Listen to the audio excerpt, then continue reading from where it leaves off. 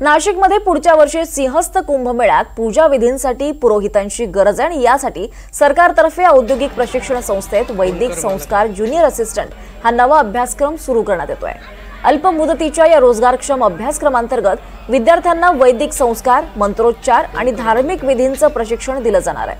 आधुनिक तंत्र शिक्षणासोबतच आध्यात्मिक ज्ञानाचा संगम घडवण्याचा हा प्रयत्न आहे। याला त्र्यंबकेश्वर मंदिराच्या विश्वस्तांसह पुरोहितांकडून विरोध केला जातोय।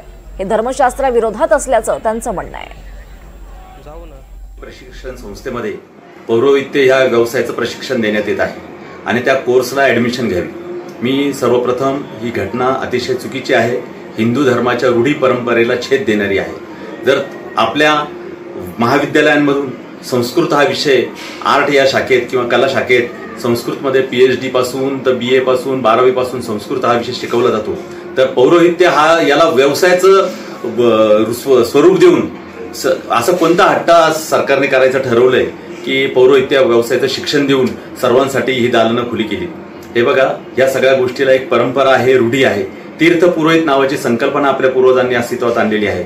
आपले कोणतेही पूर्वज जर तीर्थयात्रेला गेले तर तिथे आपले जे गुरुजी असतात त्यांच्याकडे जाऊन तिथे तीर्थविधी केला जातो, परंतु अशा प्रकारे त्याला व्यवसायाचं स्वरूप देऊन सरकारने हा जो काय अभ्यासक्रम आणलेला आहे यासाठी मी ॲज त्र्यंबकेश्वर देवस्थानचा विश्वस्त म्हणून आणि एक भारताचा हिंदू धर्म विचारसरणी असलेला नागरिक म्हणून माझा याला पूर्ण विरोध आहे।